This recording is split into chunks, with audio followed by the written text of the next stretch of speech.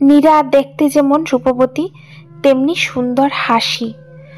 সব সুন্দরী মেয়ের হাসি সুন্দর হয় না, কিন্তু নীরার হাসি চমৎকার। এই হাসি দেখে কত ছেলে ওর প্রেমে পড়ে যায়। রিয়ানও তাদের মধ্যে একজন। প্রথম দর্শনেই প্রেমে পড়ে যায় নীরার। এরপর দিনের পর দিন নীরার পেছনে আঠার মতো লেগে থাকে ছেলেটা। নীরা অনেকবার বলেছে সে একটা সম্পর্কে আছে, তবু পিছু ছাড়েনি রিয়ান। প্রতিদিন নীরার অপেক্ষায় বাইক নিয়ে দাঁড়িয়ে থাকতো। অবস্থা বেগতিক দেখে ব্যাপারটা স্বাক্ষরকে জানালো নীরা। স্বাক্ষর প্রচণ্ড ভালোবাসে নীরাকে। নিজের প্রেয়সীর দেখাটা ওর দায়িত্ব। পরের দিন নীরার কলেজে এসে হাজির হয়েছিল স্বাক্ষর। নীরাকে বাইকে তুলে বাসার সামনে নিয়ে গেছে। এভাবে পরপর কয়েকদিন স্বাক্ষর নিজেই নীরাকে ড্রপ করে দিয়েছে। রিয়ান সহ্য করতে না পেরে একদিন একাকী রাস্তায় হামলা চালায় স্বাক্ষরের উপর। স্বাক্ষর তখন বাসায় ফিরছিল। সময়টা ছিল রাত 11টা। রাস্তায় স্বাক্ষরের বাইক আটকে মারার জন্য এগিয়ে আসে রিয়ান। দুটো ঘুষিও খেয়েছিল স্বাক্ষর। এরপর পাল্টা আক্রমণ করে হঠাৎ একটা ট্রাক চলে আসায় সেদিনের মতো সুযোগ পেয়ে সুস্থ শরীরে ফিরতে পেরেছিল স্বাক্ষর। পরের দিন সোজা থানায় গিয়ে অভিযোগ জানিয়েছিল রিয়ানের নামে। কয়েকদিন থানায় আটক থাকার পর রিয়ানের বাবা মা ছাড়িয়ে নিয়ে গেছে ছেলেকে। রিয়ান ছাড়া পেয়েই নীরার ক্ষতি করার জন্য উঠে পড়ে লাগে। মাঝখানে কয়েকটা দিন তুমুল বিপদের সম্মুখীন হতে হয় নীরাকে। রিয়ান নীরাকে বিরক্ত করা ছেড়ে দিলেও ওর চেলারা বারবার আক্রমণ চালাতে থাকে নীরার উপর। পরিস্থিতি এমন হয়েছিল যে নীরা বাসা থেকেও বের হতে পারত না। একই সাথে স্বাক্ষরের উপর ভীষণ মানসিক চাপ নেমে আসে। নীরার বাবা মা মেয়েকে বাঁচাতে হঠাৎ করে বিয়ে ঠিক করে ফেলেন, কিন্তু একমাত্র ভালোবাসাকে ছাড়াটা অসম্ভব ছিল স্বাক্ষরের জন্য। তাই বাধ্য হয়েই নীরার বাসায় এসে বিয়ে পড়িয়ে নীরাকে বাসায় নিয়ে যায় স্বাক্ষর। রিয়ানের কোনো খোঁজ ছিল না ঠিকই, কিন্তু এই সময়ের মধ্যেই সে সামান্তাকে ফাঁদে ফেলে চরম সর্বনাশটা করে ফেলল। পুরো ঘটনাটা চোখের সামনে ভেসে উঠতেই রাস্তায় ধপ করে বসে পড়ল নীরা। কোনো কিছু ভাবার অবকাশ পাচ্ছে না ও। স্বাক্ষরকে কল দিয়ে হাঁপাতে হাঁপাতে বলল, আমি উঠতে পারছি না, আমার গায়ে কোনো শক্তি নেই, প্লিজ তুমি এখানে এসে আমাকে নিয়ে যাও। কথাটা বলতে বলতে কান্নায় ভেঙে পড়ল নীরা। ওর দম আটকে আসছে, কি করবে বুঝে উঠতে পারছে না। না আছে ওঠার শক্তি, না চলাফেরার শক্তি। স্বাক্ষর ঠিকানা নিয়ে দ্রুত চলে আসলো নীরার কাছে। তারপর ওকে নিয়ে গাড়িতে উঠতে উঠতে জিজ্ঞেস করলো, এখানে কেন তুমি? কিভাবে এলে? আর এই অবস্থা কেন? নীরার শ্বাস নিতে কষ্ট হচ্ছে। রাস্তাতেই স্বাক্ষরকে ঝাপটে ধরে বলল, আমি মরে যাব স্বাক্ষর। আরে কিছু হবে না, কি হয়েছে বলো তো? রিয়ান রিয়ান চেঁচিয়ে উঠল স্বাক্ষর।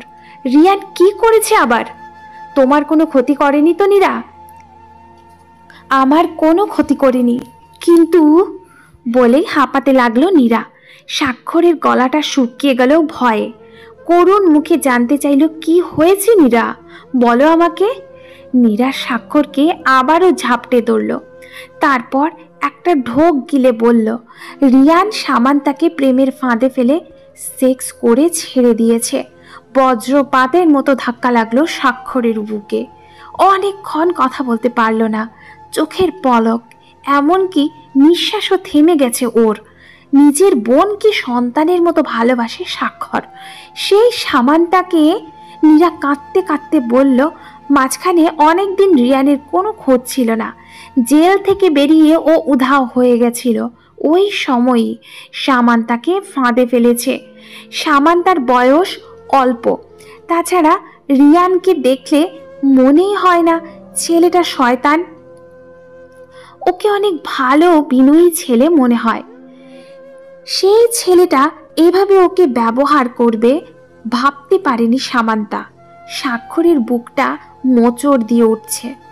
মাটি ফাঁক হয়ে গেলেও ভেতরে ঢুকে যেত ও। জীবনটা এমন করে খেললো ওর সাথে। ও তো কখনো কারো কোনো ক্ষতি করেনি, ওর সাথে কেন এমন হলো? সব প্রশ্নের উত্তর হয়তো থাকে না, এর উত্তরও খুঁজে পেল না স্বাক্ষর। নীরা স্বাক্ষরকে শক্ত করে ধরে রইল। দুজনেই অর্ধমৃতের মতো বাসায় এসে পৌঁছালো। স্বাক্ষরের মা দরজা খুলে দুজনকে দেখে চমকে উঠলেন। এক একজনকে দেখে মনে হচ্ছে যেন কাছের কোনো আত্মীয় মারা গেছে। কি হাল হয়েছে চেহারার! দুজন ঢলতে ঢলতে বাসায় ঢুকে রুমে গিয়ে বসল। মা উঁকি মেরে দেখার চেষ্টা করলেন কাহিনীটা কি। স্বাক্ষর কিছুক্ষণ ঝিম মেরে বসে থাকার পর সামান্তা রুমে চলে এলো। সামান্তা বিছানায় মরার মতো শুয়ে আছে, উদাসীন চেহারা। স্বাক্ষর কাছাকাছি আসা মাত্র ও একবার মুখ তুলে তাকালো। দুই ভাই বোন চোখাচোখি হওয়া মাত্র সামান্তা নিজেকে কন্ট্রোল করতে পারল না। কান্নায় ভেঙে পড়ল ভাইয়াকে জড়িয়ে ধরে। কান্নার শব্দ শুনে মা ছুটে এলেন। স্বাক্ষর মাকে বলল, কিছু হয়নি, তুমি যাও এখান থেকে। মা নাছোড়বান্দা। দুই ভাই বোন একসাথে কাঁদছে, তার উপর নীরাকেও মনমরা দেখাচ্ছে। কিছু একটা নিশ্চয়ই ঘটেছে, কিন্তু কি হলো আবার? স্বাক্ষর মাকে বলল, আমি সামান্তার সাথে কথা বলতে চাই, আমাদের মাঝে তুমি থেকো না মা, প্লিজ যাও। কি হয়েছে বলবি না? শুনতে চাও কি হয়েছে? স্বাক্ষর বলল, তোমার মেয়ে ভুল করেছে, একটা বাজে ছেলের সাথে সম্পর্কে জড়িয়েছিল। কি বলিস? হ্যাঁ, সেটা জানতে পেরেই কাঁদছে। এখন তুমি যাও, সামান্তার সাথে আমার কথা আছে। মা বাধ্য হয়ে বের হয়ে এলেন ঘর থেকে, কিন্তু পাশের রুমে গিয়ে দরজায় কান পেতে শোনার চেষ্টা করলেন ওদের মধ্যে কি নিয়ে কথা হচ্ছে। স্বাক্ষর বোনকে বলল, ছেলেটা অনেক চালাক, তোকে কিভাবে ফাঁদে ফেলেছে বুঝতে পারিসনি, কিন্তু তোর মনে রাখা উচিত ছিল একটা মেয়ের সবচেয়ে বড় সম্পদ হচ্ছে তার সম্ভ্রম।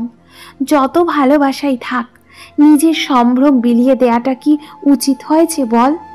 সামান্তা কোনো কথা বলল না। স্বাক্ষর আবারও বলল, ছেলেটা যদি খুব ভালো হতো তবুও সেক্স করাটা উচিত হতো না, কারণ চাহিদা মিটলে তোকে ছুঁড়ে ফেলে দেবে। বুঝিস না এসব?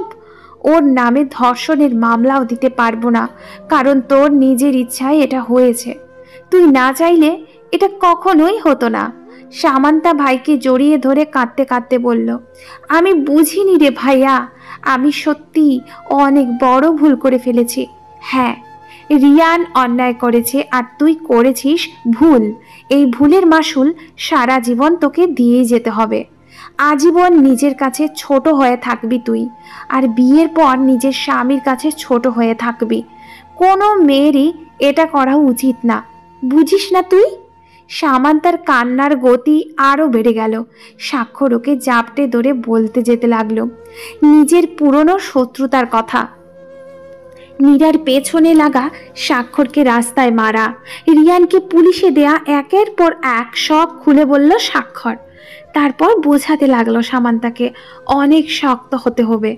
এদিকে স্বাক্ষরের মা প্রথম কথাগুলো শুনে কেঁদে বুক ভাসালেও পরের কথাগুলো শুনে চিৎকার করে কাঁদতে কাঁদতে বললেন, স্বাক্ষর তুই কাকে বিয়ে করে আনলি? তোর বউয়ের জন্য আজ আমার মেয়ের এই দশা। নীরা একেবারে এটা কি বললেন মা? এখন সমস্ত দোষ নীরার কাঁধে এসে চাপল। সামান্তা নিজেও বলল, ভাবির কোনো দোষ নেই, সবটা আমার নিজের ভুলে হয়েছে।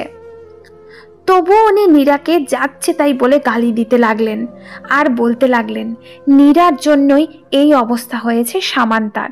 স্বাক্ষর পড়ে গেল মহা বিপদে। সবাই কাঁদছে, একদিকে বোন, একদিকে মা, অন্যদিকে স্ত্রী। তিনজনকে সামলানোটা একটা যুদ্ধের মতো হয়ে দাঁড়িয়েছে। ধন্যবাদ বন্ধুরা।